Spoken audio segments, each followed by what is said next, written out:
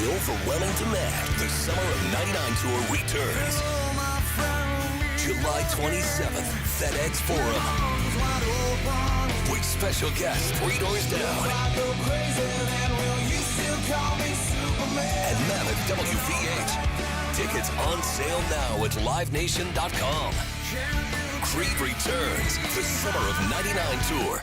Kroger shoppers and Grizz fans, want exclusive last-minute discounted ticket deals texted straight to you during the Grizzlies 2024-2025 season? Sign up with the new Kroger Buzzer Beater deal. Fans can sign up by texting Grizz to 636-479 or visit your local Kroger store in the Delta Division and scan the QR code. By signing up, you agree to receive recurring automated promotional and personalized marketing text messages from the Memphis Grizzlies. Consent is not a condition of any purchase. Message frequency varies. Message and data rates may apply. Double your chances to win all month long in March with 2 big promotions. On Fridays, embrace the madness and win a share of $150,000 in cash and free play. On Saturdays, starting March 8th, go for the gold and win your share of up to $10,000 in cash and free play in the $80K Fool's Gold giveaway. Enjoy live entertainment all month long and play for your chance to win big in March only at Southland Casino Hotel. Must be 21 or up. Play responsibly. For help quitting, call 800-522-4700. Thanks for showing up, Memphis. Nothing compares to catching your Grizzlies IRL. And that all starts with buying tickets at Ticketmaster, the official ticket marketplace of the Memphis Grizzlies and the NBA. Ticketmaster gets you to the game so you can catch every highlight. Put that jersey collection to use for the next game and get Grizzlies tickets at Ticketmaster. Whether they're here at FedEx Forum or on the road, Ticketmaster's got your back when it comes to scoring tickets. And there's no better brag than saying you saw it live. Debo traded from San Francisco to the Commanders for a 5th-round pick. There's no other sport where you would get a player of his ilk for a 5th-round pick. Over under total yards for Debo. If they set it at 1,000, you think he hits that over? Total yards? Total yards from scrimmage. Total yards. Yes. Okay. Yes. The Odds Couple, live at 2 p.m. on YouTube at Grind City Media and the official Grind City Media app.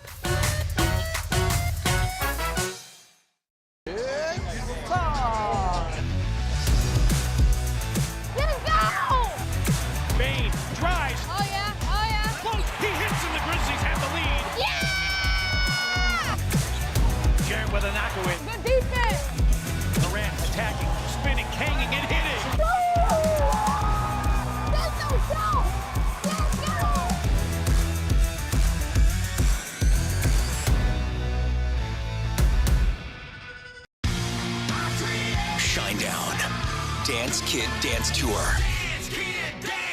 Live in Memphis. FedEx Forum, Saturday, August 30th. With special guests, Bush and Morgan Wade. Get tickets now at livenation.com. Shinedown, live in concert. For more, visit shinedown.com. Thanks for showing up, Memphis. Nothing beats catching your Grizzlies IRL, and nobody knows that better than you. So next time you want to hit up a game, Ticketmaster's got your back with tickets to every upcoming matchup. Whether you're catching the Grizzlies at home or on the road, you'll find tickets at Ticketmaster, the official ticket marketplace of the Memphis Grizzlies and the NBA. Keep putting that jersey collection to use and get Grizzlies tickets today. There's no better brag than saying you saw it live. See you courtside again soon, Memphis. I never in a million years would have ever thought that John Cena's final run would be as a heel. I love it. I love it. Once they saw this from The Rock. They knew it. Everybody knew it except for Cody, which was so good. Great camera work by WWE. And then the kick. Yeah, I don't think WWE gets enough credit for the camera work and the production quality. I mean, it is incredible. Tune in to Grind City Wrestling weekly on the Grind City Media app and on the Grind City Media YouTube channel. In honor of George Foreman, decided to do a pick 6 on 6 greatest heavyweight boxers of all time. Number 4, my guy, Mike Tyson. There is no greater feat that I've had. Like, if I had my Mount Rushmore of things that I've accomplished in my life, the very first time I beat Mike Tyson in Mike Tyson Punch-Out. Get all of your HBCU sports and culture news by tuning in to HBCU Huddle with CJ Hurt and Mike Wallace. New episodes drop every Thursday on grindcitymedia.com, YouTube, and Spotify. Live Live from downtown Memphis, this is the Chris Vernon Show on YouTube at Grind City Media and the official Grind City Media app. Now, here's your host, Chris Vernon.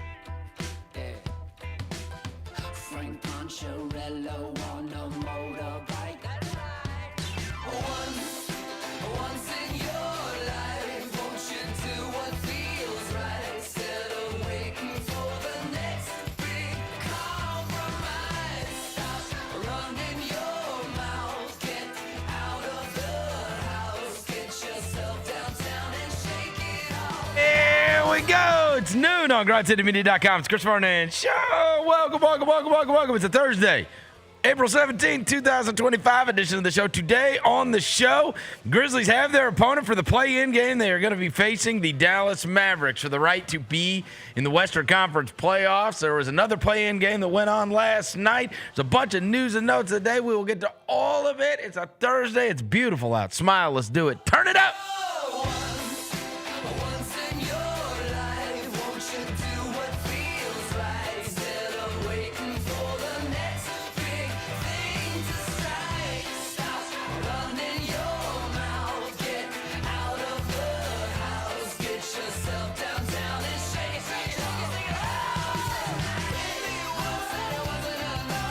Yeah. Hope everybody's having a good day.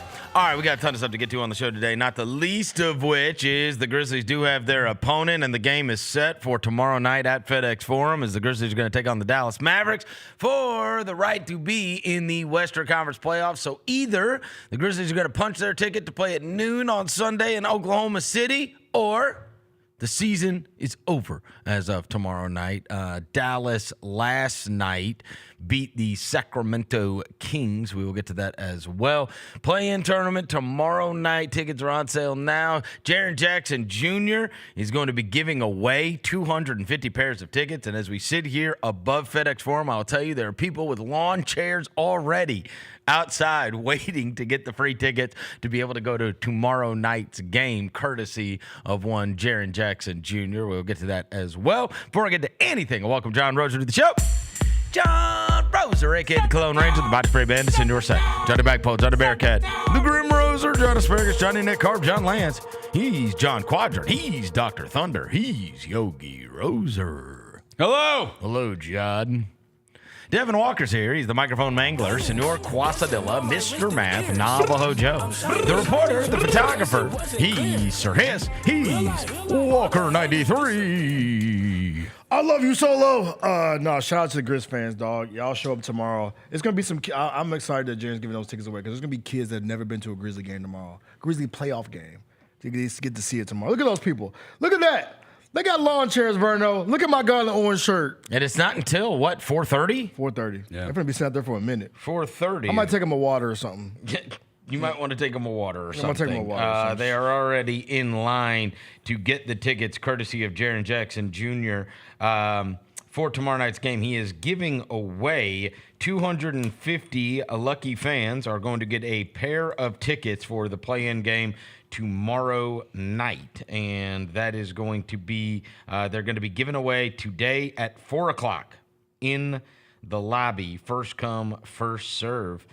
2 tickets per group. So you already got some people out there camping out, getting ready for the tickets, right? You're not staying for the. I know you. They got 4 hours. You're above staying for the towel sit, huh? For the what? The towel sit. I'm above what? Staying for the towel sit. Laying the towels you speaking out. English? What is a towel sit? You know what I'm talking about. Yeah, laying the towels Laying out. the towels out. What Are are you talking staying for them to It's lay English, the towels bro. out? Is that today? Yes. Yeah, we're doing growl towels tomorrow. We're laying the towels out today, bro. Oh, you are? Yes, bro. I'm a part of the community that lays the towels out. Oh, I didn't know. Yes, I am. Jessica's above that. doing it too. We know. I didn't work 20-something years. That's hilarious. Come on, bro. I got kids. I'll be in a you do got- carpool you- line. You do got kids. What do you want me to do? Rosa, what's your excuse? That's for What people- time is it? I think it's at 3:30. You got? I got something. I got physical therapy. He's going to say. I don't. That's actually on Monday. That's actually Monday. No, I have an appointment. I actually do. No. I have something better to do. This is fun fact. I have a. This is not really a fun. It's whatever. I've got an appointment with my financial guy. Yes, my financial planning guy. Yes, you know the more.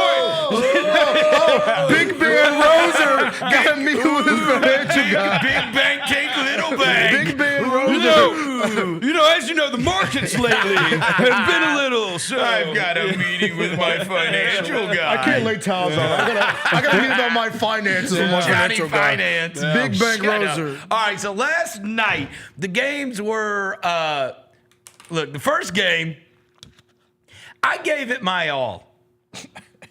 I did. The second quarter. I At didn't. 71 to, I made it till it was like 71-47. And I was like, game of runs, you never know. And about 71-47, I was like, I'm not watching this. I'm like, what am I doing? This is ridiculous. Yeah. I clicked on Netflix. Doo-doom. Congrats to the Bulls and the Heat for driving me something I very rarely, as you know. Yeah, you don't I watch just sit shows. there, and even if the game's terrible, I just leave it on. And it was so bad, I couldn't take it. I was like, as soon as this thing like goes to half, I'm gonna see if there's anything on Netflix I want to see. And I will say this: this is a big compliment to Netflix. They got my algorithm on lock. Yeah. So I don't know if I told you this, but there is one.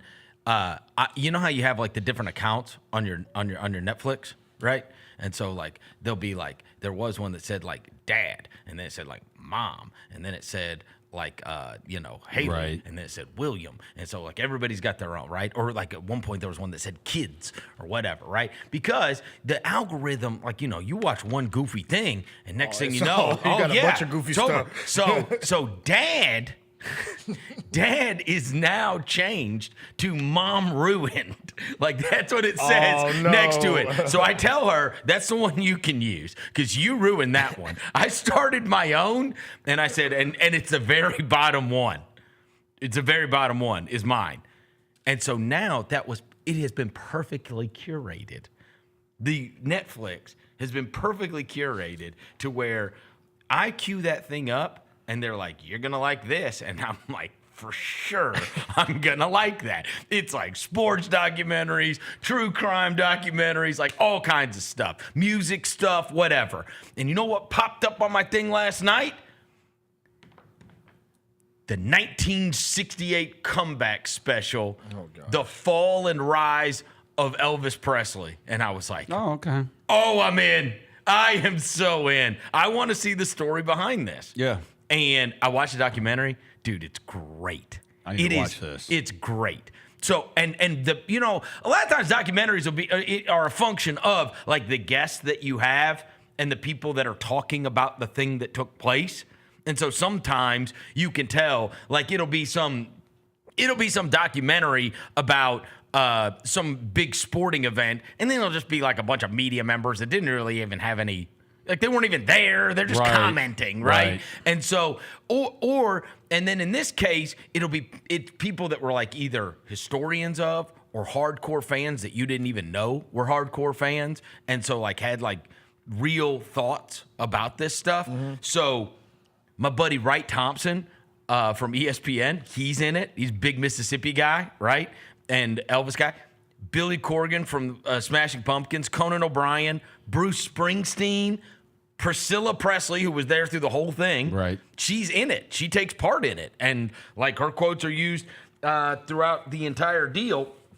And there are a bunch of people in it that, speak, but really it's the story, right? And they go back to even like the whole how Elvis started, and then like, some of the things that you forget about, right? Like there's this whole segment time. He becomes, the whole shaking his hips on TV and the big controversy, and Elvis the Pelvis and parents were outraged because he's up there shaking his hips and everything. And then he's like the biggest star in the world. Yeah. And then he gets drafted. Yeah. So he goes over to the Germany. Army? Yeah, dude. Imagine the biggest star in the world, the biggest musician in the world, and he gets drafted to go to the Army, and he's just gone. Then he comes back, and it's like a made-for-TV thing. Elvis is back, and he's on the Frank Sinatra show, and they bring him back. And then he's like, and then he doesn't really do like many performances or anything. He doesn't really. And this guy, Colonel Tom Parker, who's his manager, who everybody detests, he gets him into the movies. So he starts doing all these movies, and they are mega goofy.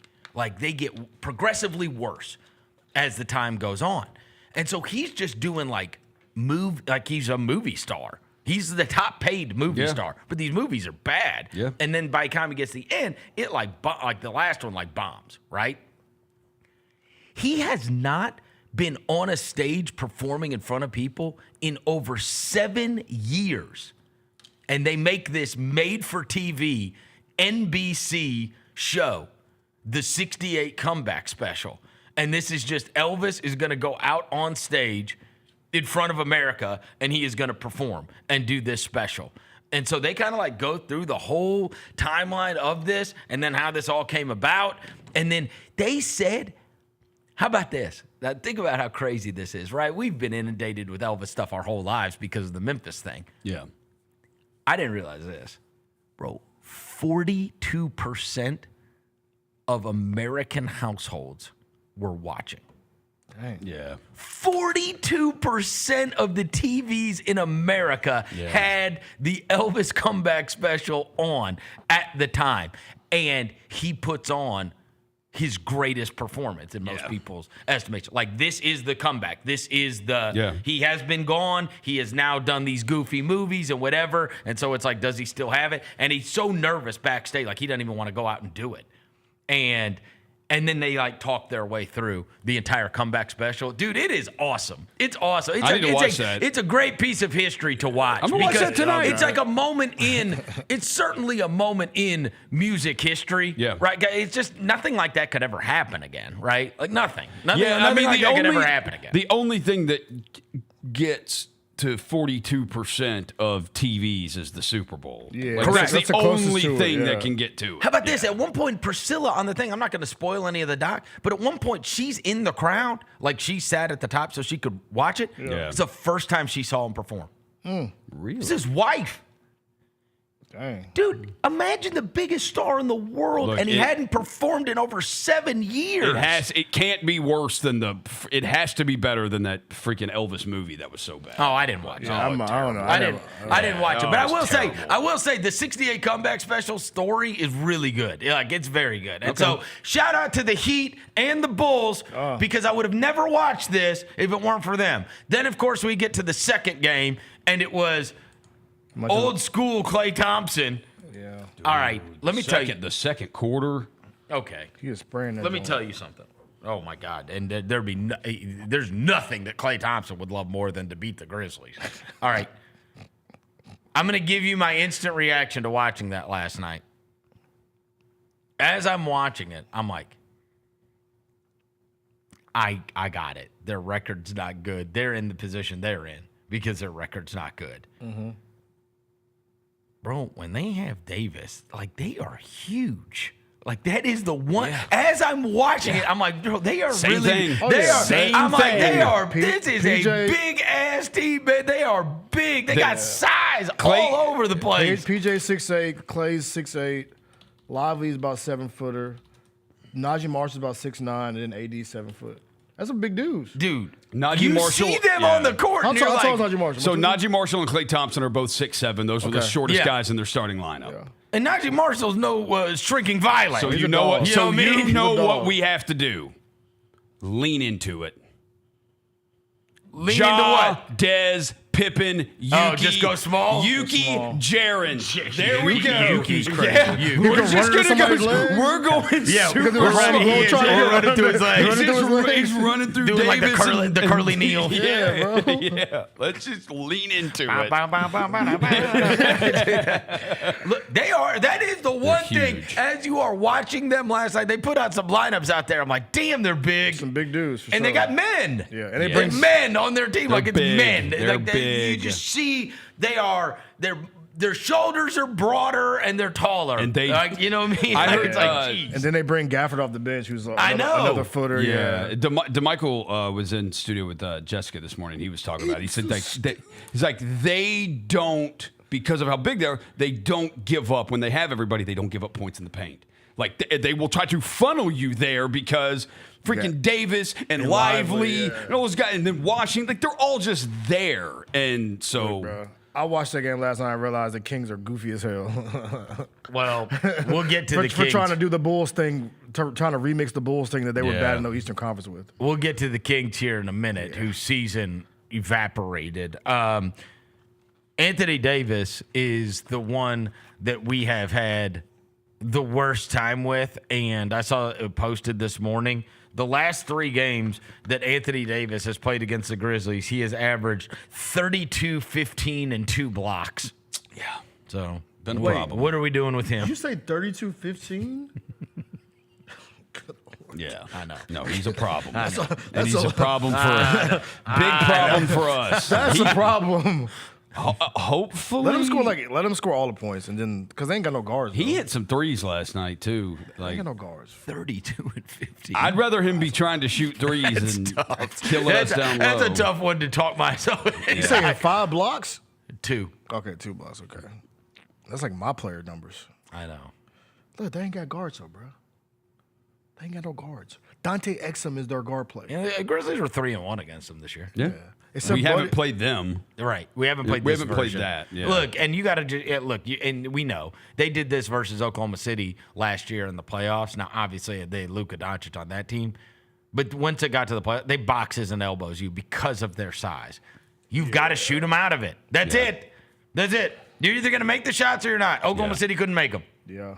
They couldn't make them Because if you try to drive, they're literally you're not. They're gonna funnel you to the big men, and they're So can you make the shots? Yeah. Right. It's your time. No, right? It's gonna have to be like Bain, Kennard, and whoever is manning that 3 position. Like they are going to funnel those shots. They are going to let you. Yes. They're gonna have you shooting threes. They're gonna box and elbow you to death, where they've just got their 4 guys standing in that, and so you're not going to be able to score like that. You've got to shoot them out of it. Yeah. And Luke, you're either going to make a bunch of shots or you're not. Kennard, if you play 14 minutes, I need 5 to 7 3-point attempts. Because he's the only one that can, outside of Bain, that can pull you all the way away from they're going to let Jaren shoot. They're going to let Josh shoot.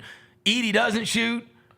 And so you got to, you know what I mean? Like, you got the spacing of it all, you got to figure that out. Now, the biggest thing is, and the way you can prevent that, and this has been the mode of operation for the Grizzlies when they're at their best, is by getting stops. If you get stops, they can't set that up. The more this becomes a half-court game, the Grizzlies are not winning a half-court game against the Mavericks. Like, a literal 0% chance. So this game is either going to get moving or it's not going to go the Grizzlies' way, because they will dictate the pace if they can. Yeah. And you are just going to have to, the second that ball comes off the rim, keep them running, right? They're an older team, and they don't, as you mentioned, right? Mm-hmm. They don't have super athletes all over the field or all over the court. And so, if you play a slow down, we run a play, you run a play game, you're smoked. Yeah. They are going to want to drag the Grizzlies down into the mud. You see what they did? I mean, Sacramento couldn't score last night. No, they could. If you don't hit shots, you're... Dude, here's the thing. If you don't get stops, if you're playing dead ball basketball against them, you're smoked. They're too big. And the way they set that thing up, they're long and they're big and they box and elbow you, and you're gonna have to shoot them out of it. Like, the only chance you got is to turn this thing into a game that moves up and down the court. Because the more it moves up and down the court, then that means the Grizzlies are gonna be fine. That's why it has always been a good matchup with the Warriors. I know they fell short against the Warriors, but the Warriors don't want to sit there and They want to get up and down the court too. They're fine. They also don't have size, so like Edey, this is a real test for Edey. I'm saying they are fine. Do some push-ups. The Warriors are fine. Like, Draymond grabs that ball off the rim and he'll start the break. With that, they are fine playing break basketball, and they're fine. Look, they live in the 120s. They're fine playing you at that score. This team, they want to play you in the 90s. It's a massive contrast. And especially when it gets to, like, prepare for one team, playoff basketball, they are just going to wedge Ja into where he doesn't have any driving lanes. Yeah. And you're just going to have to shoot him out of it. That's it. Yeah. That's it. The Kings. So to your point, the Kings last night, the third quarter, the second half last night, the Mavericks shot like 40% from the field. They didn't hit shots in the second half. The Kings won the rebounding battle. The Kings won the second half by 9 points. Like, it's the recipe. That's it. You can either get up and down the court against them, or you can't. That's it. Yeah, get them big lugs moving, bro. And then you have the Kings, by virtue of losing last night. Today, they had already gotten rid of their head coach after their 13-18 start, and blamed it on Mike Brown. Now today, the parting of the ways with Monty McNair. I love the changing of the words every time somebody gets fired. I know. And usually it is dependent upon what outlet you read or who delivered said news to find out if it was like like, I remember the best one was last year or two years ago when Phoenix had decided who they were going to hire. Yeah. And there was a report that Doc Rivers had pulled his name out of consideration for the Phoenix Suns. It's like, what? You didn't really have a choice. They weren't considering you. You really didn't have a choice in the matter. It's a mutual parting of ways. So he also decided to walk away. Okay. I've had enough of you people. All right, here's the deal. This is crazy. That light the beam wave that they had a few years ago was one of the most fun NBA experience. And then they got 50 dropped on them by Curry in Game 7. Yeah. And Fox had the hand thing. Mm-hmm. Like, they really had a chance to beat the Warriors that year. And it's like, you fast forward 2 years and the coach isn't there and the GM isn't there, and it's like, you don't have a future, really, bro. Like, you don't have a future. What in the world I mean, what a deal! And look, like, I tell you this, it seems like you don't want to get one of these awards. You don't want to be. You might not want to win a championship, i.e. Frank Vogel, i.e. Mike Budenholzer. You might not want to be in the Mike Malone. Mike Malone. Yeah. You might not want to be in the NBA Finals, i.e. Monty Williams, right. And you might not want to win Coach of the Year or Executive of the Year. It just goes to shit real quick. Yeah. I mean, you look back at these, and it's kind of wild to look back at, and our guy won it a couple years ago. Mm-hmm. But, I mean, look, that year, Taylor Jenkins, I thought should have won Coach of the Year over Monty Williams. He won that joint in 2022. Yeah, Zach won it in 2022. Zach won it in 2021. So think about this. Monty McNair won it the next year, right? Yeah, think about this. 2020, 2021, James Jones. Oh, do you think he's keeping his job? No. 2021, 2022, Zach Kleiman. 22, 23, Monty McNair, who's gone. And then 23 is Brad Stevens. But, they're champions. And then who's the year before Kleiman?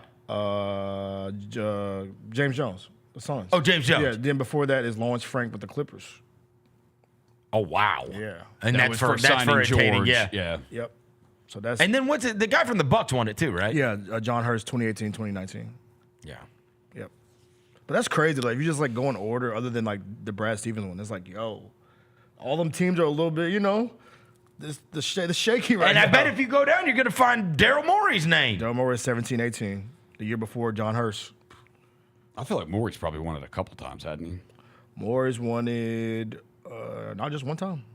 Daryl Morey's only won 17-18. It's kind of wild how this stuff goes. It's kind of wild how this stuff goes, right? Stuff changes so quick, bro. I mean, think about that. So fast. They were beloved. Yeah.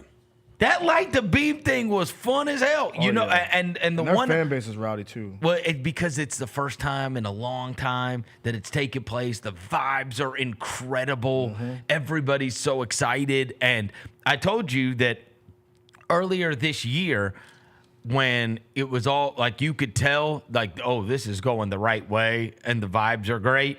That this year it's the Pistons.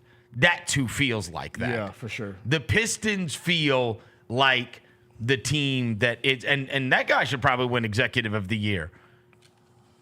I mean, Trajan Langdon. Yeah, Trajan. Right? That's right. He is the Pistons guy now. They don't have a GM right now. Trajan Langdon is their president of basketball operations. It says they don't currently have a GM right now. Oh, interesting. He's the one responsible. He's the one making decisions. Yeah. I mean, theoretically, that's the title that Zach Kleiman has now too. Oh, okay, bad. He's president of basketball operations. Yeah. But I mean, like, look, all I'm saying is that Pistons team this year has caught that wave that the Kings thing. I mean, it's just fan base is on fire, young players on your way up. Super fun. Use social media to their advantage. To their advantage. Like all of that stuff, that wave that you catch. And I mean, again, you create your own monster. And so if the Pistons are a disappointment in 2 years, you could be talking about that guy being gone, right? Like that's the way this stuff goes. But it is such a precipitous fall from what was, they had Fox, they had Sabonis, they had these guys on that Kings team. They were in a 7-game series against the Warriors, and then was that the year the Warriors won the title? I think so. Warriors versus Kings. There was like an 8-1 matchup, right? No. Was that the year they won the title? No. It was the year they won the title. They were a top seed. That was the year we played the Lakers. 2023. So they were like a 3 seed, probably. It was probably like a 3-6. It was 6-3, yeah. 3-6. But Sac was 3. Yeah, Sac was 3. And we were 2. This year the Nuggets won. Nuggets won it, 2023. Nuggets won that year. Okay, the Nuggets won it? Yeah. Okay. And the Game 7, Steph dropped the 50 ball to win it. The Warriors would have been the year before. Okay. Because that would have been 21-22. Oh, this year they beat the Grizzlies. Yeah, 21-22 would have been the year. Because then the year before that would have been the Bucks. Yeah. Right. If you were a Kings fan, bro, you went from you drafted Tyrese Halliburton. I know. You drafted De'Aaron Fox. Yep. And now you don't have anybody. Like DeMontis Sabonis is there, but like, who are you really like rooting for? And how? You know what I'm saying? Like Zach LaVine, DeMar DeRozan, they're not gonna be there that long. No, who do you root for? They're not gonna be there at all. Keon Ellis. Like, who do you strap your wagon to if you're a Kings fan? AC's kid. The Carter. Come on, bro. Anthony Carter's kid. That'd be on his head, bro. I told that man he need to come home. He said his edge is getting thin. My dog, you see those stories? They be on TikTok frying him, respectfully. They be like, bro. The hairline is doing a running. sprint. But no, who do you stressful rookie year? I know, right? Running out of time. Who do you strap your wagon to though? Like if you're a King, if you're a Kings fan, you're selling tickets today. You know the way it's gonna go. This now Scott Perry has already gotten the job. That's when you know, right? That you know that they've been talking about getting rid of you for a long time. When you're David Griffin and you get fired by the Pelicans, and then the next day they say, and Joe Dumars is taking over. This guy. Within an hour, they told us Scott Perry was taking over. It's like, this dude's out an hour later. They already knew what's up, Louise, man. That'd be like if they came in here to us and they were like, we're getting rid of the Chris Vernon show, and then they announced like an hour later who my replacement is. Like, this obviously was not some This is like tampering, right? You know, they do it in free agency. They get upset about it. It's like 1201 hits, and it's like so-and-so signs up, a new contract extension. But it's like this way for GMs. They didn't really think through this. Like, the crazy thing is, even when at the very end of the season, like that, we had that media day, and then they got rid of JB Bickerstaff, right? And they said, all right, JB Bickerstaff and Chris Wallace are not going to be here. Well, we waited like forever until they hired a coach. I know, right? Yeah. that at least makes you feel good if you're JB Bickerstaff, right? Like, okay, you knew that who was going to be taking over for Chris Wallace because Kleiman was assistant GM at the time. But on the Bickerstaff front, like they went through this super long, arduous head coach search in order to replace JB Bickerstaff. They knew they were going to go a different direction from JB, and JB went his way and they went theirs, but they didn't have somebody that, like, immediately in mind that they were going to put on the sidelines. And these cases, it's super, like, to me, it's like, come on, bro. Mm-hmm. Could you have at least waited a week before you told us Joe Dumars was going to be my replacement? And can you at least act like I wasn't already being replaced here? This one was crazy. That Monty McNair story came out this morning. It was like an hour. And now they've already broken that Scott Perry is taking over. It was like an hour, bro, between. Like, they knew what's up. Yeah, that's kind of messed up. I'll be hot. It's Sabonis. Sabonis is the one. I think he want to get out of it. Yeah, that's the thing. Like, they're going to trade. Like, no, and what I'm saying is, look, when the new GM comes in, you want all your new guys. Yeah. So then you can be responsible. So now you've just convinced Vivek that you're going to do this rebuild. So, Malik Monk, we got a place for you down here if you want it. I want Malik Monk. Well, I'll tell you this. I'll take him. Roser yesterday did the whole, because he was trying to convince us that it's good to lose. Yeah. How are we going to get better? Oh, boy. How? I went and looked at the salary cap this morning. Look, we have real money. Have you looked at it or no? Yeah, we're gonna have some space, but aren't they just gonna? Have you looked at it? But they're gonna. I don't looked at it, but they're offering that to Jaren. Relay me. No, his extension. He has a contract for next year. Yeah. Oh, next year is the last year of his deal. So talk to me nice, please. Okay. So right now, according to what I looked at last night, you have 135 on the books for next year. Mm-hmm. That's and again, depending on what you do with Santi Aldama and whatever else, right? Right. The NBA informed its teams already that next year the salary cap is going to increase by 10%. To what That number? is a very significant amount. So that's going to be 154.6. The luxury tax, which is the thing that you can't. The first apron. No, the first apron is not until 195. The luxury tax is 187.9. So basically 188 million. Yeah. So what you would have to do is you would have to sign somebody before. And then, or you can trade into it. Yeah. And then you re-sign Santi. You can trade into it because you have the money available. This is why they did the Marcus Smart deal. Yeah, they did the Marcus Smart deal so that they would have. So that's a lot of money, Roser. That's a lot of money. You got us getting yelled at on Reddit about your take, Roser. You about who? On Reddit, yelling at us. Who's yelling at us on Reddit? Yelling at me and Vernon. About what? About the tech. That whole thing got stripped and extrapolated yesterday. They put it on Reddit. About what? We were talking about the pick and everything. Oh. They're like, Vernon and Devin don't know what they're talking about. Roser, yeah, we need that 17th pick. I'm like, oh my God. Somebody sent it to me yesterday. Shout out Reddit, though. We wouldn't get the 17th I love y'all. pick. 17th pick would go to Washington. Yeah, it'd be the 14th. 14, yeah, my it has bad. 14. To be lottery. Yeah, it has 14. to be lottery. Like, they don't know what they're talking about. They're gaslighting, talking about they want the Grizzlies to win. I'm like, you're so tapped into all this. I have no idea about this. I'll be tapped. No, somebody sent it to me. Okay. I'll never understand anybody that look and people. Well, look. I mean, I've been here over 20 years. I hate losing. I hate tanking. Yeah, I hate losing too, bro. It's anti-competitive. If you have a chance to win, you win the game. That's it. Yeah, I don't want the players to go out there suck. Like, I don't want that. That's it. That's it. Like, I don't want them to rest guys or anything like that tomorrow night. Like, I'm not saying that. I would never say that. If just so happened. As we said, it's all dependent on your outlook on things. Some people are losers by nature. You know what I mean? If you're a loser, you like losing. It's in their DNA. It's in their DNA. It's in their DNA. It's in their DNA. Since they were a fetus, they were losing. Yeah. Some of us like to win, bro. Losing for a draft. Why? So we could use it on another small forward? Is that what we need? Okay. You get to the dance, Rose, or anything. And the other No, thing, it can't. the other thing is always everybody. No, it can't. Everybody always uses the pie in the sky. So they're gonna find the best picks ever that have been drafted after 14 and act like you were gonna get those.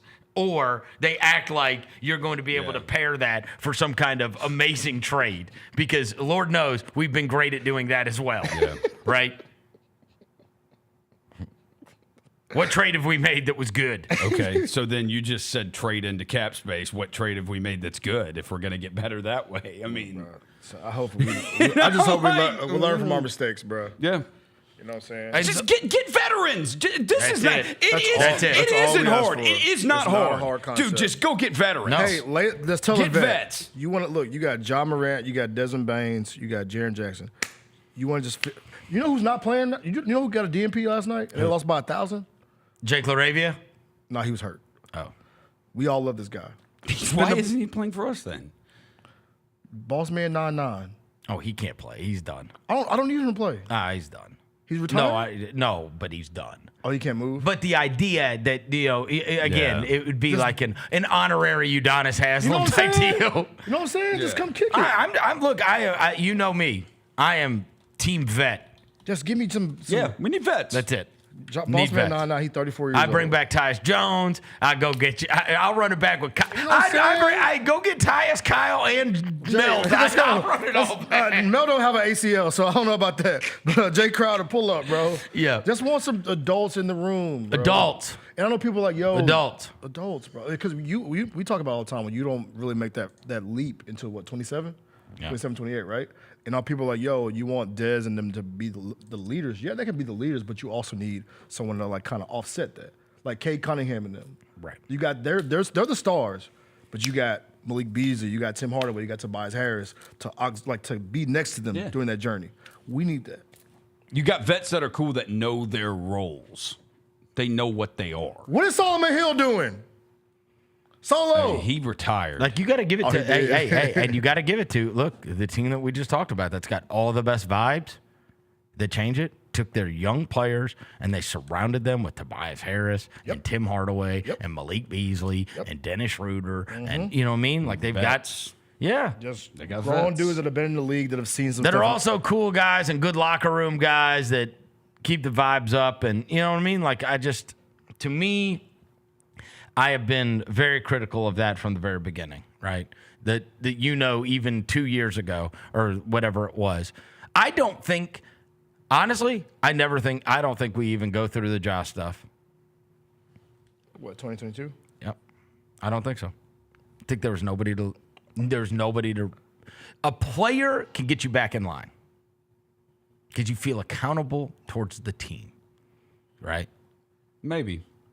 You feel accountable towards the team because players are like, hey, what's your brothers? You are affecting me. Yeah, your brothers. Right? Sure. But if there is nobody old to say, hey, man, no, we're not doing it like this. Or to teach you how to, you can still go have fun. But this ain't the way. Yeah. This ain't the way to have fun. That happens all the time. It happens all the time. But then you had a bunch of people, everybody was scared. Everybody's scared to say anything.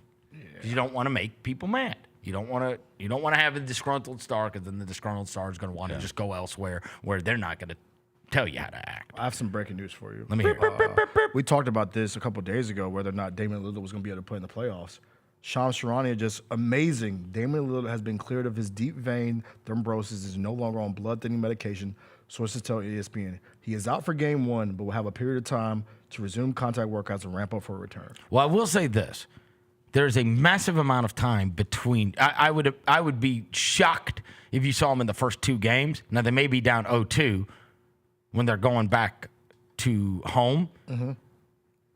Wouldn't you suspect that if he is able to come back, if that is all so, which is a great story to happen, that the most likely scenario is that he would be playing in game 3? Yes. That's what you would guess. That you wouldn't even send him to Indiana.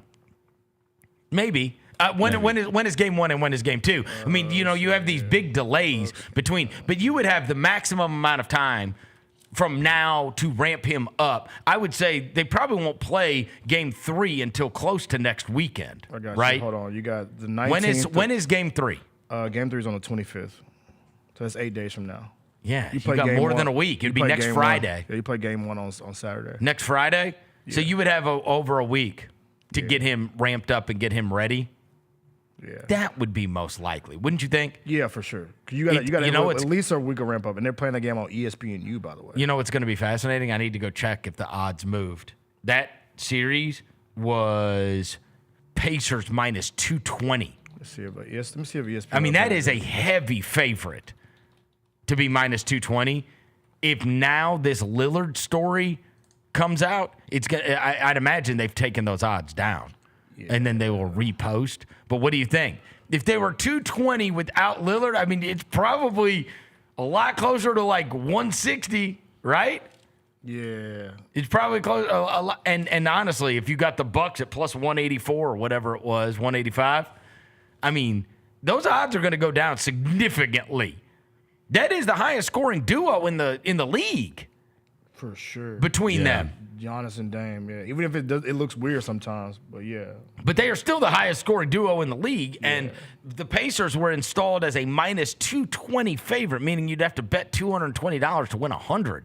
So that is they were big favorites. In fact, their Game 1 odds kept going up too. It opened at 3.5, and it was at 5.5. Well, look, he's still not going to be available for that. Yeah. So maybe that's why those odds went up, because there is clarity like, oh, this isn't going to be some kind of sneak attack where it's like, oh, look, Damian Lillard's there for Game 1. Mm-hmm. As soon as you find out for sure Damian Lillard's not going to be there for Game 1, now those odds bump up. Mm-hmm. It's like, lock it in. They're not going to have that guy. But it'll be fascinating to see what the series odds are, because you would figure that series is a lot closer series if they've got Damian Lillard. For sure. Right? For sure. Desperately. For sure. Need him. Because you've got to have that second guy. There's got to be another guy. It can't be Kyle Kuzma. Or Bobby Portis or Brook Lopez. Like there's gotta minus 175 plus 145. 75? Minus 175. And I told you I wrote it down before the show, and it was 220. Yeah, it's minus 175 Indiana, plus 145 for Milwaukee. So that is by far the closest of them, because the Knicks are heavy favorites. They're minus 420 against the Pistons. And you ready for this one? Uh-oh. If you want to win $100 betting on the Celtics to beat the Magic, you got to lay 8,000. Oh, my gosh. They're minus 8,000. They're mad. Bro. I was like, 8,000? Come on. That is extreme. That got to be like one of the biggest ever in the first round series. That is extreme. Hold on, biggest. Minus 8,000? That's massive. I mean, you still could have Jason Tatum break his leg. Pray to God he doesn't. But good grief. Minus 8,000 is that's crazy. Yeah, that's crazy. Let me see. Biggest. Okay, here we go. I think I found it. Yeah, that may be one of the biggest. Because even that. Hold on. Let me find this. Where's the Warriors series just came up? Even when the Warriors beat the Jazz that year, the Jazz were minus 1,000. No, plus 1,000. They're plus 1,000. Yeah, they're plus 1,000 that year. Oh God, the Magic are plus 2,200. 2,200. So when the AC Warriors beat the Mavs in 2007, the Warriors were plus 1,200. Minus 1,200. Minus 1,200. Yeah, the biggest this one is ever. minus 8,000. Yeah, bro, that's insane. The biggest. That may be the biggest one ever, bro. I'm not kidding. That's like when Ohio State plays Nicholls State. You see the Nuggets over the Supersonics? Yeah, that's 14-1. That's bigger than that. That's bigger than that one? Yeah, that's 8-1. Oh dang, they're 14-1. No, it's not 8-1, Roser. 8,000. It's minus 8,000, not minus 800. Minus 8,000. So it's not minus 800, bro. Oh yeah, it's minus 8,000. 800 would be 8-1. That means you have no chance, dog. It's 80. You got no chance. That's what they're telling us. Honestly, It's 5,000. That is like an Ohio State. It's an Ohio State Nicholls State game. In an NBA playoff. It's one of those where you. Yeah, Orlando's plus 1,600. It's one of those where you add it to your parlay, and it doesn't change it. Yeah. Nothing moves. The Supersonics were minus 2,000 in this series. Yeah. They were minus 2,000. And what's crazy is in the Western Conference, look, it's going to be fascinating to see how heavy a favorite Oklahoma City is over either the Grizzlies or Dallas, but it is going to be severe. It is going to be the only. It's going to be like that. It's going to be the only series that is. It won't be close to 8,000. Come on. It's 5,000. Huh? The Celtics. I'm looking at it right now. I have it on FanDuel. I've got it on DraftKings. Okay. 5,000 FanDuel on is a DraftKings. sponsor, so you can go to the sponsor. Shop around. Yeah, you want to do 5,000? Yeah, Hey, 5,000. Better number. We got a lower one over here, buddy. I will say Crazy. this: it's going to be a huge number for sure. Whenever it'll probably be like 800 or 1,200, something like that. Like it'll be. I mean, because look, the Knicks are 420 against the Pistons. Yeah, they're 420. So I mean, it's probably a lot closer to like in the 1,000 range. Yeah. But every one of those other series, it's played out exactly like we thought it would, which is this is going to be an absolute war between these Western Conference playoff teams. The Lakers are the biggest favorite. They're the biggest favorite, and you can't love that. Yeah, the Warriors Against the Wolves? Yeah, the Warriors I mean, the Wolves have been playing great, but right, and the Warriors number has gone down. So now the Lakers over the Wolves is the biggest favorite, and then the Warriors over the Rockets, and then I mean that Clippers Nuggets thing is a coin toss, basically. It is. I mean, you're not even laying 120 for the Clippers. Yeah. I'm looking at minus 110 both ways on it. Yeah, on Denver Clippers. Do you think the Lakers think some of it is? Do you think that if they don't have it the highest, like there's just going to be so much Lakers money that pours in? Yes. Yeah. So it's same way with the Warriors. Yeah. The Warriors should not be that big of a favorite. Look, they were 200 against the Rockets, so that number's gone down. Yeah, it's gone down. That number should not be that. No.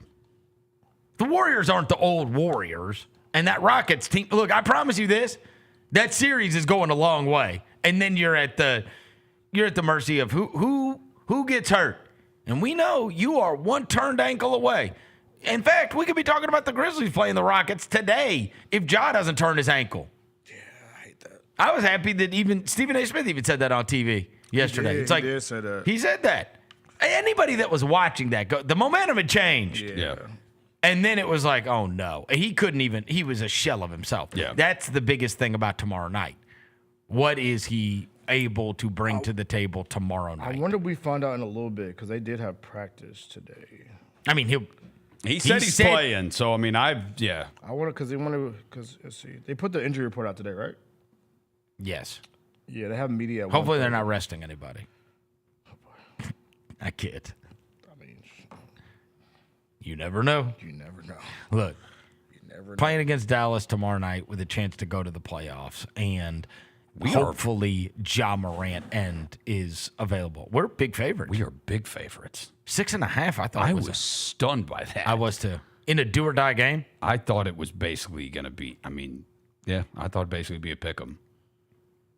Maybe Memphis a slight favorite because of home court. The Miami game is a pick 'em. Basically, the Miami game against Atlanta. That seems crazy to me too. Wait, Yeah. You said Miami and Atlanta. That's the other play-in game. That's the one that's going to be before the Grizzlies. I would have had Miami as a favorite. Right? Yeah, like a maybe three, like a slight joint, like a little slight, like 3, a little slight 4. ski. Like, Yeah. Where's the game at? It's in Atlanta. It's in Okay. Atlanta. That doesn't. I mean, Bro, that's just signing up to who's gonna get. Miami, I think, would play Cleveland tighter. You could see them winning a game or two. yeah. Maybe a game. A game. A game. I'll Right. give them uno.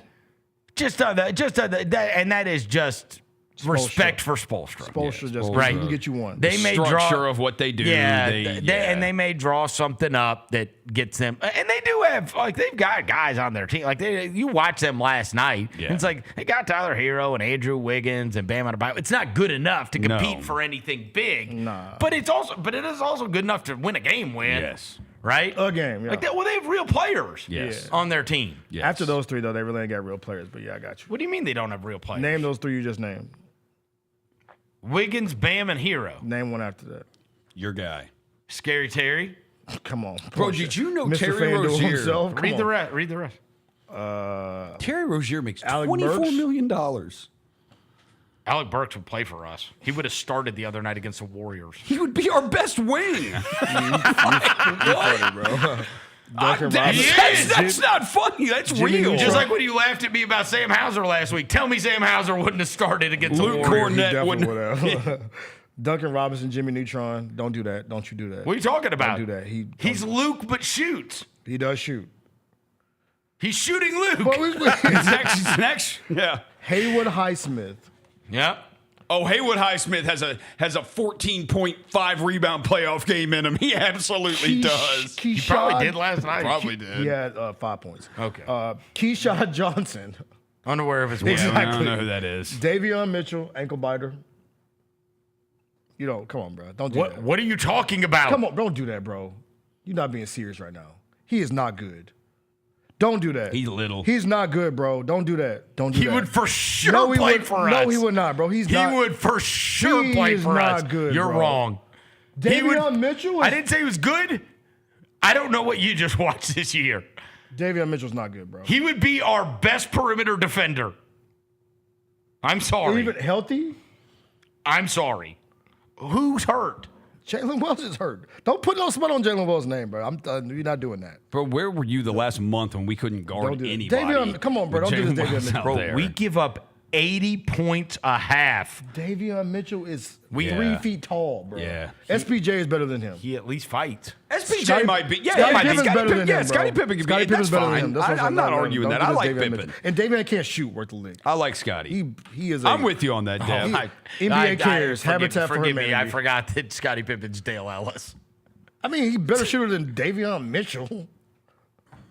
Okay. NBA cares. I mean, we're fighting. We're fighting over two small guards. Guys that very well may be playing for the Hustle and the Stockton Kings in 3 years. That's choked up, bro. I'm kidding. We could talk about the 14th pick getting traded. Huh? We could talk about the 14th pick getting traded for something good because it happened last year and the pick was ours.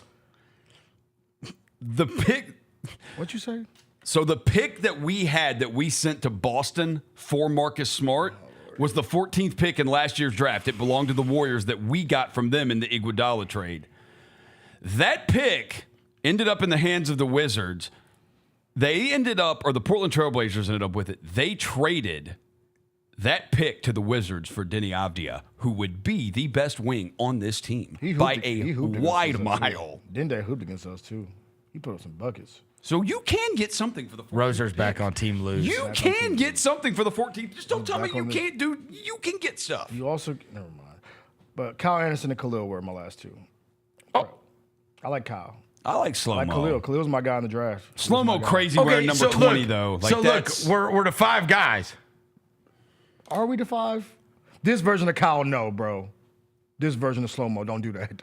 Don't you dare. Don't you dare. Don't you dare. He would start tomorrow night. Have you seen this version of Kyle Anderson? Who are you starting at 3 tomorrow night? I was starting on our team, yeah. I was saying. What are we talking about? I'm talking about. And Dev, you just said, have you seen him lately? Which means you don't think much of him, but you think he would. He's good enough to still start. He's good enough to still start for us. Jalen Wells is hurt, yeah. Throw Kyle out there. But I was saying, my point is, you said they got other dudes, and I'm like, name other people other side of the other 3. Is Jalen still concussed? Not much, but I'm saying they've at least got 5 guys, maybe 7 guys. Look, hey, is Jalen still concussed? How many we got? 3. 3 that you're in love with. Yeah. Does Jalen Wells still have a concussion? Why do you keep asking that question? Because if his wrist is broken, dude, you can still play. Just guard. Just guard. What is wrong with you? This is don't. The C4 is getting to your brain, bro. Are you okay? This dude is really trying to lose. Are you okay? No. He wants us to put out a guy with a broken wrist. Jalen Wells with a broken wrist or Vince Williams right now. You tell me. You tell me what you want. That is. Hey, dude, we watched Patrick Willis. That is crazy. We watched Patrick Willis play an SEC schedule with a cast on his. You still gotta hit people and tackle You can't catch the ball with a broken wrist. We just need you to defend. Can't dribble the ball with a broken wrist. We need you to defend. This guy is an idiot. He's an Just idiot. guard. This is the one y'all vouch for. No the guy that wants to play with a broken wonder wrist. the Reddit weirdos love him. Just defend. All you gotta do is defend. You can defend with a cast on. Oh my God. Broken wrist, bro. Yeah, you he can had defend. surgery last week. Yeah, bro. you can defend. And by the way, Patrick Willis had a thumb injury. I He also had a giant cast on his arm. You can still play with that. He's a linebacker. Okay. He plays head first. I have to Roser. explain the difference between football and no. You are basically saying that Jalen Wells in the cast or Vince Williams in the corner. Why Who do you want to throw it to? Jalen Wells shoots 42% without a cast. So he can shoot what? 32% with the cast? What's wrong with this dude? What does Vince shoot from 3? Why are you acting like we lost? I'm trying to help us win. Oh my No, God. you're not. No, You want to put a guy with one arm out there? No, you're not. I think that trying might to help put us Hansel win. out there, bro. I think he can Hansel help us win. Emmanuel. I do think it will be super interesting to see who they start at 3 tomorrow night. Yes. There Against a is team a with that chance size. it could be Santi because of the size. It's because of the size, yeah. That makes sense. I'd see Right? that. Yeah, that makes sense. Because you can't have Pippen out there. Yeah. They don't have a guard. You know what I mean? There is no Yeah, they're not Curry little, character. If they had Kyrie, you're doing it. Yep. All right, let's see what But in Santi's this case, done. you're probably you got to figure out what you're doing with Morant, but he's probably just taking the point guard. Mm-hmm. Then you've got Bane with Clay. That'll be the matchup there. It's PJ Washington, right? I mean, you cannot match up. That's what I'm saying. It'll probably be Santi. It's got to be Santi or Vince. Yes, I'll go Right? Santi. You think it'll be Santi? I think it'll go Santi. I think Santi. You go Santi.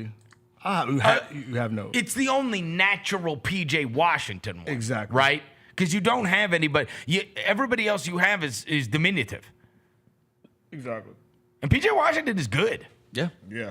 He shoots at a high clip for sure. Santi is 10 points, 6, 10 and a half, 6.5. Roser's nightmare. 71.4 from the field, 33.3 from 3 against Dallas Is this that year. from your bad Is that from your bad Santi Santi book? No, book? that's just this year. That's I mean, of course, it's written in that book, but you know, The bad Santi Roser, stats. when they say starting at small forward number 7. I'll print them. They'll be stocking stuffers for Christmas. Watch for the exits because Roser's going to hit them. For his career, 12 He's- games hey, against the Mavericks, 8.6, 6 He's right there going to rebounds. say, starting at small forward from Spain, Santi Aldama. And Roser's going to go, all right.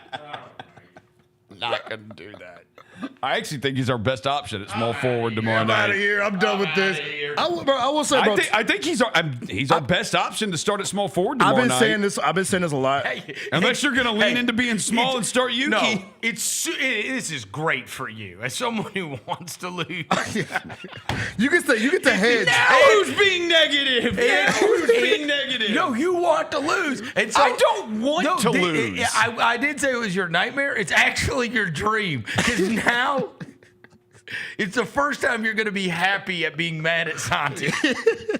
I don't want to lose. You can be like, keep on going. Keep on getting pushed around. Keep dribbling horizontally. You should see the dude when Keep anytime Santi gets the ball and starts dribbling away from the basket, Devin, you should see Devin gets so anxious. Yeah, bro. He gets so when anxious. he dribbles horizontally, it stresses me out, bro. You're like, what is he going to do? Where are you going? What is he Where are you going, do? bro? The basket's the other way. I will say because they are big on the wing and you don't really have any small guards and little scat.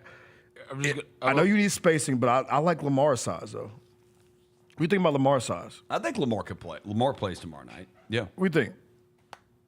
You scrolling. What are you scrolling? I was just pulling up a random mock draft so that it says 14.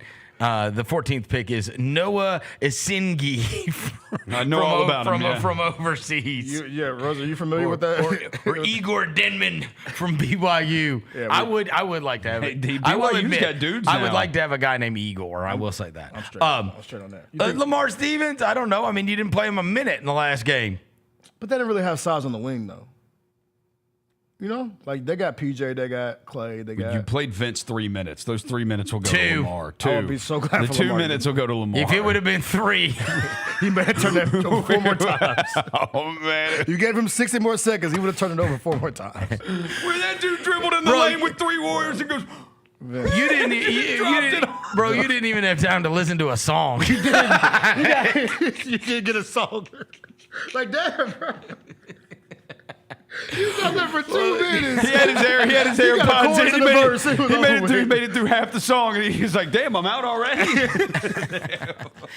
Do you think the fan base wants the 14th pick, really? Or do you think that's internet people? No, do you think that's internet people, or people want to win?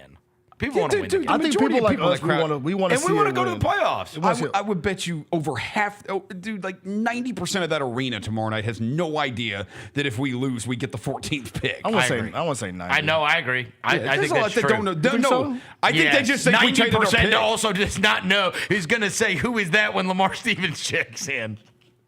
I ain't gonna lie. Somebody did tap me the other day. Said, "Bro, hey, bro. We always. Who was number 8?" I said, "That's a We always overestimate because we're in the bubble. Hardcore versus casual. Most people are casual fans. Yeah. Buddy said, "Hey, bro. Who was number 8 on our team? When did he get here?" I said, "Bro, that's Lamar Stevens." And I'm not saying casuals as a derogatory term. I'm saying they got a lot going on in their lives, and they ain't spending their life thinking about the Grizzlies. Yeah, we do. Right? We spend every day. Yeah, we spend our life, Dave. So who's the loser now?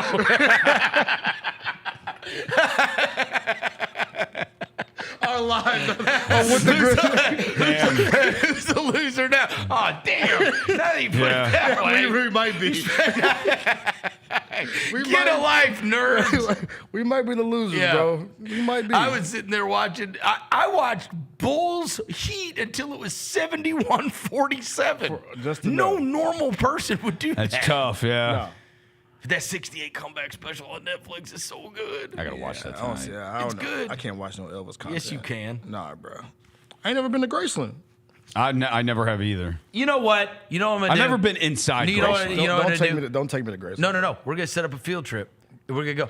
The lady that lives next door to me has run Graceland for like 40 years. She's like one of the people that runs it. Can we take a video camera with us so y'all can get my live reaction? 100%. You'd love it. Come on, bro. It's the ultimate cribs. I think there's the ultimate. It's the ultimate. Is the golden toilet in there? It's the ultimate cribs. Like what in the house you think I would enjoy? The jungle room. The jungle room. Yeah. Run through the jungle. What do you got going on in there? Isn't that Credence? Run the... All right, take a break. I gotta pee so bad. All right, good. Because you got like 200 ounces of dude. What are you, the hydration king? Look at that damn ball. I thought we traded Zaire Williams. Look at that big ass one. I thought we traded Zaire Williams. You gotta hydrate, bro. Drink your water. Everybody, drink your water. Peace. Grizz Nation gets set for tip-off 1 hour before every Grizzlies home game with the warm-up show. Get the latest news, notes, and analysis live from courtside at FedEx Forum. Who's going to be the tougher team that rebounds and prevents second-chance opportunities? Join me, Lang Whitaker, along with Michael Wallace, Jessica Benson, and other personalities from Grind City Media, Memphis, and around the NBA. 1 hour before every home game, live at Grind City Media on X, YouTube, and the official Grind City Media mobile app. I see people who look like me and were born probably in the same decade as me, watching all of these young people jump into the transfer portal and saying, it's ridiculous. You got to stop thinking about this like it's a normal college experience. It is not. You know what the priority is? Maximize your earning potential for every year of eligibility you have left. That's what this is about now. These are jobs. The Gary Parrish Show, live on weekdays at 10 a.m. on YouTube at Grind City Media and the official Grind City Media app. Grizzlies fans, dunks, dimes, and no looks are great on TV, but nothing compares to catching them IRL. And that starts with buying tickets at Ticketmaster, the official ticket marketplace of the Memphis Grizzlies and the NBA. Ticketmaster gets you to the game so you can catch every highlight in person. From seeing your favorite Grizzly stars up close to hearing the squeak of the sneakers on the hardwood. Put that jersey collection to use and get tickets at Ticketmaster. There's no better brag than saying you saw it live. See you courtside, Memphis.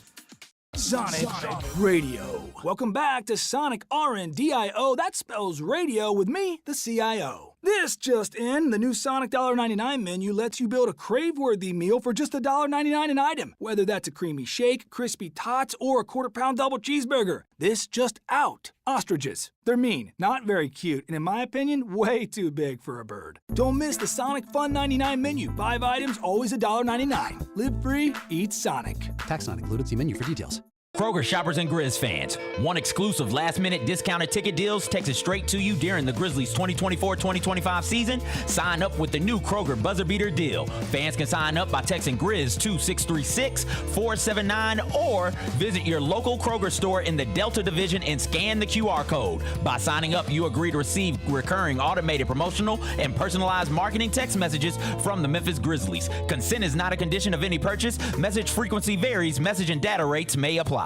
We touched on this earlier, the panel here, about what really has been the mainstay of the Grizzlies, and that's Jaren Jackson Jr. Trip has just been awesome. He's posting guys up. He's stronger than he's ever been. He's physical, and he's scoring all type of ways. Hey, Grizzlies fans, be sure to tune in to Grizzbeat, where the panel and I break down all things Grizzlies and take a look at the rest of the NBA as well. The show is live every Wednesday, 2 p.m. on YouTube at Grind City Media and the official Grind City Media app. I need cameras to capture every waking moment between Russell Wilson and Jameis Winston on the same team. The pregame prayers will be generational. Because that's preacher and a deacon. That's what we're talking about here. That prayer's going to be 40 minutes. We're going to miss the anthem. Tune in to the Jessica Benson Show with CJ Hurt live every weekday at 8 a.m. on YouTube at Grind City Media and the official Grind City Media app. Thanks for showing up, Memphis. Nothing beats catching your Grizzlies IRL, and nobody knows that better than you. So next time you want to hit up a game, Ticketmaster's got your back with tickets to every upcoming matchup. Whether you're catching the Grizzlies at home or on the road, you'll find tickets at Ticketmaster, the official ticket marketplace of the Memphis Grizzlies and the NBA. Keep putting that jersey collection to use and get Grizzlies tickets today. There's no better brag than saying you saw it live. See you courtside again soon, Memphis. Grammy, Academy, and Golden Globe Award-winning superstar, Mary J. Blige, live in Memphis. The For My Fans Tour, live at FedEx Forum Saturday, April 19th, with special guests Neo and Mario. Get tickets now at livenation.com. The iconic Mary J. Blige, for one night only. Let's face it, there's a lot of trash talk in basketball, but the great teams let their performance do the talking. Like Ford F-150 with Pro Power on board, a class-exclusive industry-first feature that turns your truck into a mobile generator and leaves the competition speechless. Ford F-150, official truck of the Grizzlies. Greatness starts here at your Mid-South Ford dealer. Class is full-size pickups under 8,500 pounds, GBWR. Welcome back to the Chris Vernon Show on YouTube at Grind City Media and the official Grind City Media app. Now, back to your host, Chris Vernon.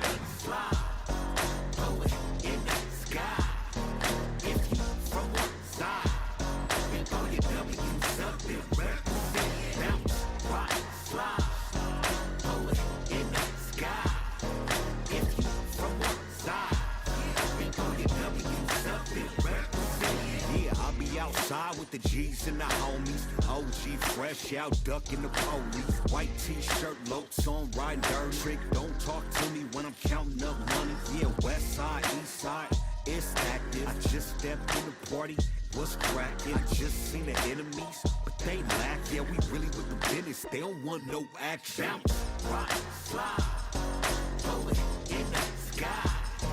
If you from one side, we throw your W's up in represent. Bounce, ride, slide. All right, we're back. Chris Vernon Show. A few things that we got to get to. We got to get to some of the news and notes of the day. So we talked about Sacramento firing their GM after they had already fired their coach earlier this year. Chicago, who knows what direction they're going to go, though, but those are the two teams that their seasons ended last night. Obviously, the Miami Heat and the Atlanta Hawks, one of their seasons is going to end tomorrow night, as well as one of the Grizzlies or the Mavericks. On the news and notes front, we got Tigers have added a new player, so Penny Hardaway's back out there recruiting and added somebody to the mix. Kid from South Carolina. Yeah, 6'7" wing. Zachary Davis is committed to Memphis. He averaged 8 points, 4 rebounds. He put up good performances against Florida and Mississippi State, apparently. There you go. There you go. We got added some He more. played at South Carolina last year. They were one of the very few SEC disappointments. Were they like the only team that didn't make the tournament? Or wait, there was two of them, right? Them and LSU. Yeah, I think they're right. Which, by the way, is that kid leaving there? The Memphis kid, Curtis Givens? He should, bro. I loved him in high school. He shot like negative 15% from the field last year. Damn. Just stay Come back home. Yeah, no. Come back home. Yeah. Come back home. Come back to the crib. Come back Bring him home. Yeah. All right. So anyway, shouts to Penny Hardaway for adding another player to the roster. The only thing that matters to me is if Dane Danger can get cleared by the NCAA to play one more year And bringing Haggerty back. That's the only thing I really care about. The streets are saying bringing it's PJ. not looking good, Vernon. Not looking good? The streets are saying it's not looking good. On Dane? Yeah, on Dane Danger? Or on Haggerty? You know how we don't really – Memphis and waivers don't usually get along very well. Yeah. We tried that before. DeAndre Williams still trying. He's still trying, actively. Still trying. To come back for one more year. He's 31 years old. A couple other things to get to. Kemba Walker is joining the Big Three. That's actually a fun Big Three player. Oh, he's going to get right? buckets. He's a coach for the Hornets. You know that? Yeah, I saw him earlier this year. In fact, I remember seeing him during the preseason. He was on that Charles Lee staff with the Hornets, but he's, I guess, got to play for the Big Three this summer. Kemba Walker is a fun Big Three player to have, right? He still look like he can still get to it, bro. Yeah. And a couple other things that we got to get to. One of which is the big story came out this morning on the college football front about Lee Corso. And about Lee Corso is going to do that opening week on College Game Day, and then he is going to be done doing College Game Day after that.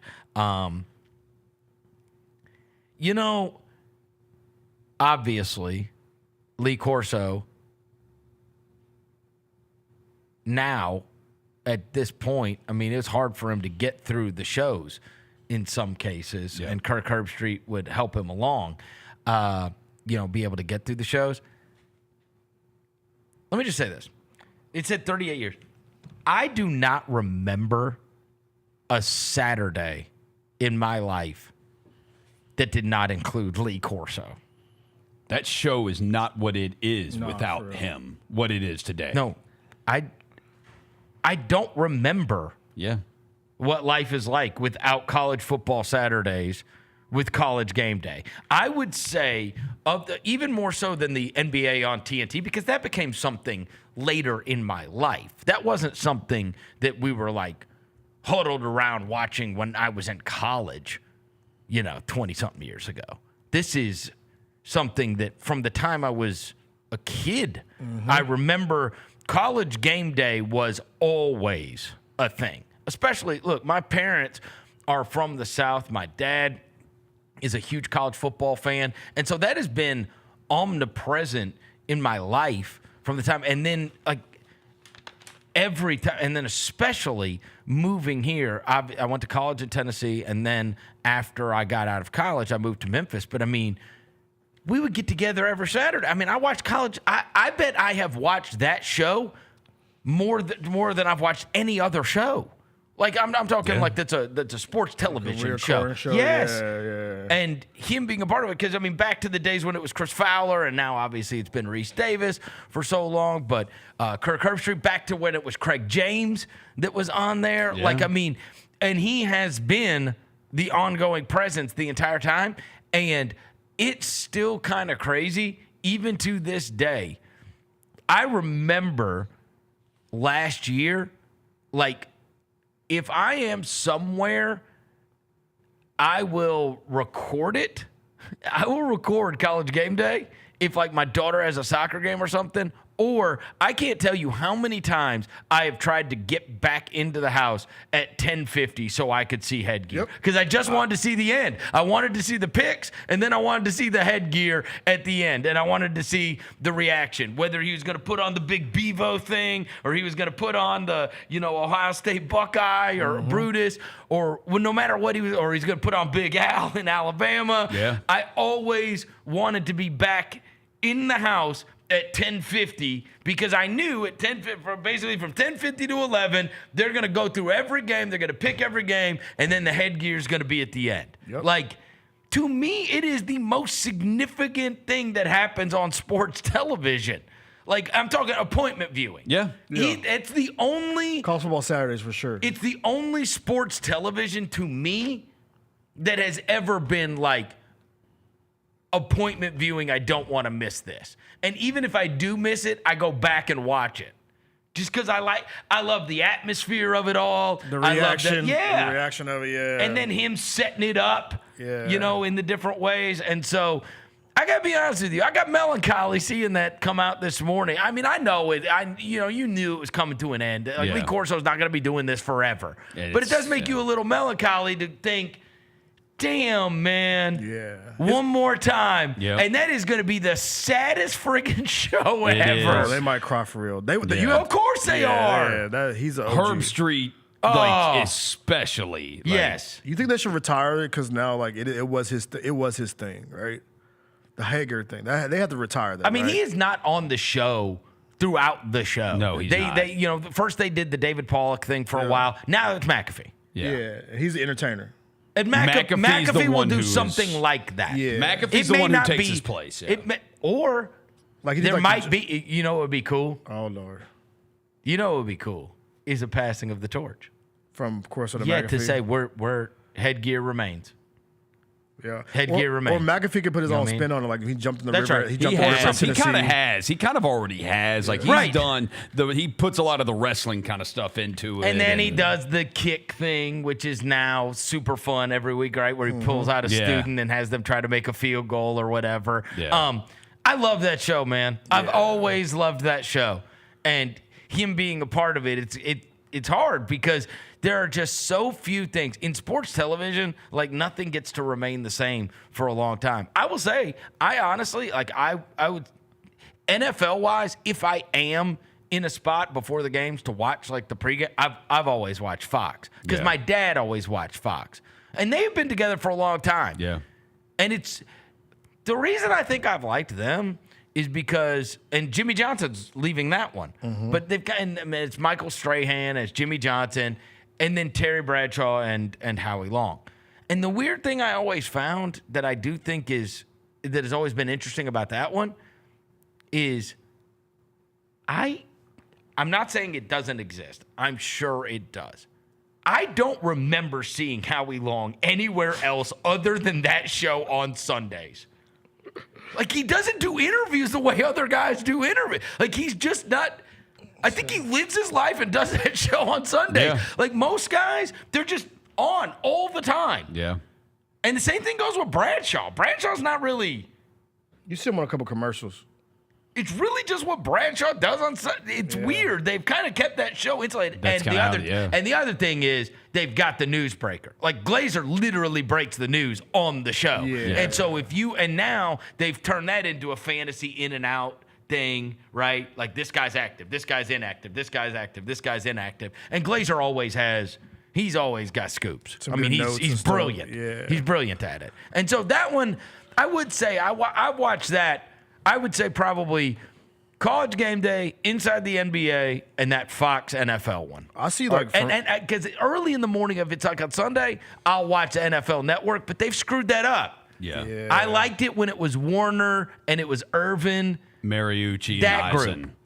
And it's different. No, it's like Michael Irvin. They needed Michael Irvin there. Yeah, they did need Irvin. He was now the energy guy. Now it's Gerald McCoy. Yeah, it's not. He's good, but he's not Irvin. No, they needed Michael. The Michael Irvin thing hurt. Yeah, he was lit. There's nobody that has the energy that Irvin has. No. You talk about synonymous. I feel like him and Dick Vitale are kind of like the ones. Absolutely. They're like the two ones, right? Like, when I think about college basketball, First name, I think, Dick Vitale. College football. And here's the Corso. weird thing. They have never figured out game day for basketball. Never. They keep moving it around. They keep moving it around. There's no personality. It's not good. Yeah. There's no personality. Nah. Like, Seth Greenberg is like... No. That college game day is great television. The college football, college game day is great. The college game day football. The thing with all of those people that are up there for usually, whether it's Corso, McAfee, Herb Street, like you would want to go up and you feel like you could go up and introduce yourself to them. Yeah, they're part of the people. Like the college basketball, like dude, Seth. I feel like if I walked up and tried to say something to Seth Greenberg, you might tell me to just screw off or something. Just like go away. It's not personable in the same way. Same way with Jay Williams. Yeah. Right. Or I don't feel like I could just walk up to him, and say, hey. They've never figured that one out. No, they haven't. That's what makes it so hard. Like that's why I say I get a little melancholy on the Corso thing. There ain't that many things that have figured it out. You know what I mean? Really figured it out. Look how many times they've tried to fix that NBA on ESPN thing. Yeah. Now, I am hopeful on the new broadcasting partners for the NBA. My guess, this is my guess, is that the new Amazon thing is going to be great. With Rooks and Dirk and Blake Griffin. Yeah. And I saw they added Cassidy Hubbard is going to be sidelines. Ian Eagle. They say they're going to add Kevin Harlan. Yeah. I mean, and so because some of these guys, right, that are Turner guys. In fact, I got a little sad. I was texting the other night. You know, I became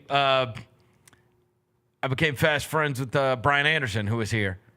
Brian Anderson started out. He was Spurs sidelines. He was there back in the day. Okay. Right? NBA. So he's been doing, and he was a part of that. Now he does the Brewers, and he still does a bunch of like the match. He does the French Open. He does Major League Baseball playoffs and everything. He was like, it makes me a little sad. He's like, this is my last go through too. After 30 years or whatever, I've always done or had a foot in the NBA, and I love the NBA. He goes, my contract with Turner keeps going. And so because he still does all the baseball, he still does all that other stuff. Major League Baseball, so he's like, next year will be the first year that I'm just watching as a fan. Wow. NBA. I've always called games. But I guess in some of these cases, right, like because I read something the other day saying that Kevin Harlan, I guess he can go elsewhere. Like Brian Anderson's the kind of guy that does other stuff for TNT. Yeah. But like I'm sure some of them, and Ian Eagle, as we mentioned, he's going to be part of the Amazon. Harlan's got contracts with everybody because Harlan does CBS. NFL on CBS. So college basketball. He did CBS. How time moves, bro. Like kind of the pillars of like my childhood, like the things I saw when I was so young. People are starting to phase out. I know. Well, and everything's starting to fade. Like everything that was like it's weird. A part of like what I used to grow up and watch is now like just the idea it becomes gone. You know that it's coming, but like the whole Lee Corso's doing one more show. It's so weird, man. It's like damn. You wish it could go on forever. Yeah, like you said, 11:50 every time. Every time. If I didn't watch the whole show, I would be like, yo, Dad, I got to see the headgear picks. I don't think there's another appointment sports television like that. Like pregame? Nothing. What do we watch associated with sports that's even close to the headgear thing? We go out of. There's nothing on Inside the NBA that we go out of our way. We know it's going to be then. Yeah.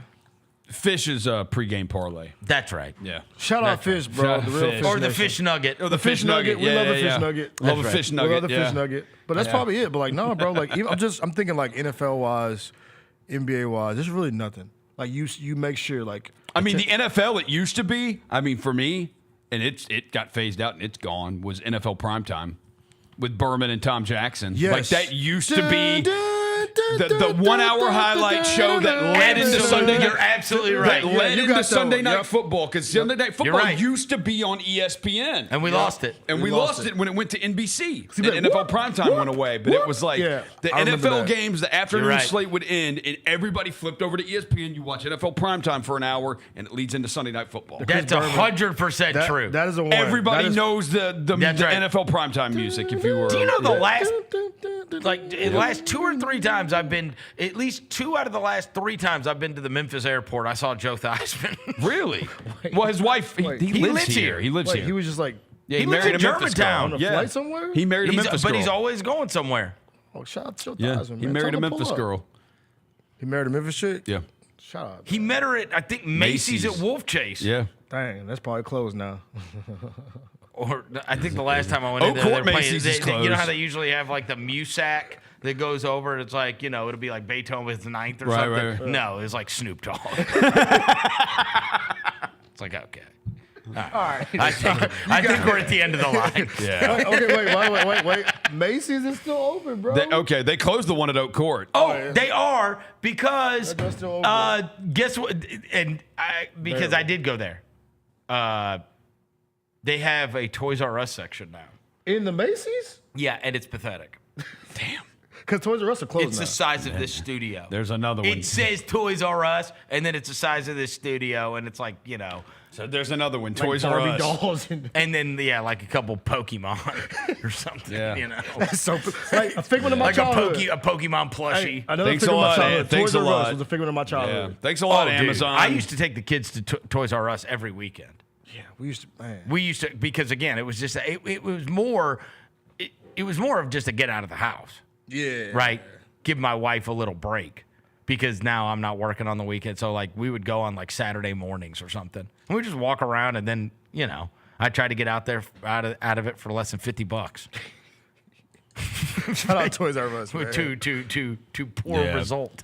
Well, Man, that store was big, man. The Toys R Us, you used to Toys R have? Us was awesome. Great. Yeah. Great. Why'd they go out of business?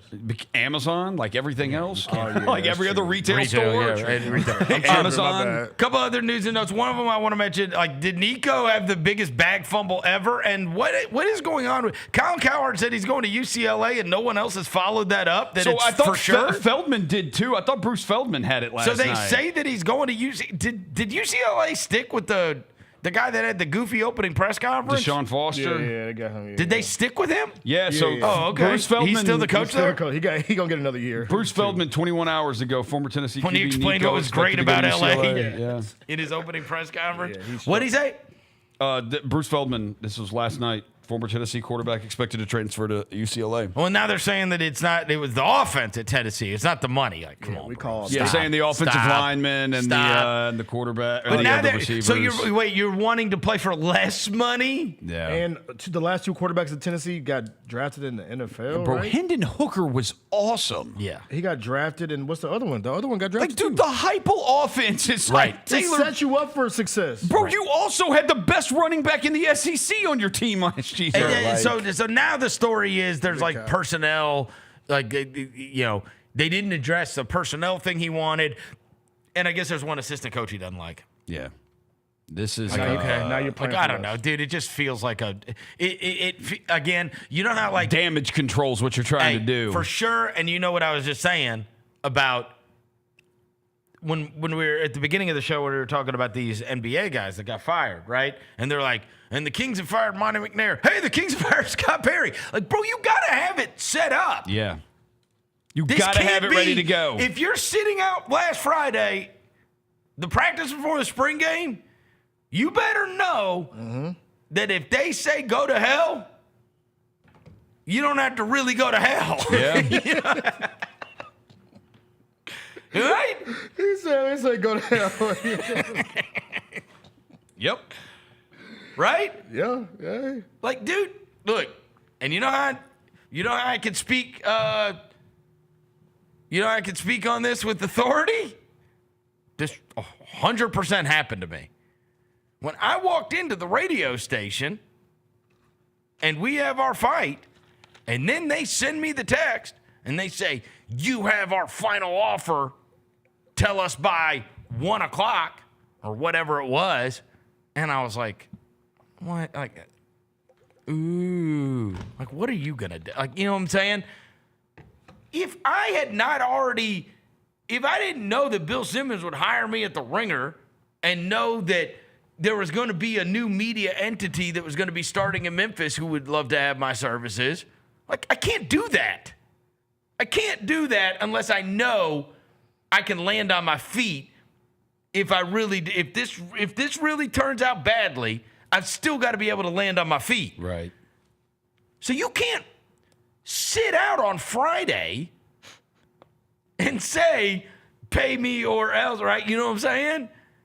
And then when they tell you to go to hell, be like, well, now what? You know what I mean? Like, and it really does feel like that. It feel like I figured that did you guys not feel this way? Like the second Tennessee told him to go to hell, it's a Nico Iamaleava blah, blah, blah, blah, is signing for $4 million somewhere. Right, that's what we that's thought. the going rate. Bro, you already set it up. You said you want $4 million. They got $4 million for me. Do you guys want to pay me $4 million? You know that Pops and the group was the agent, whatever it was. Or I guess he doesn't have an agent. But the family was shopping him around. Yeah. Bro, that has to be the number. Yeah.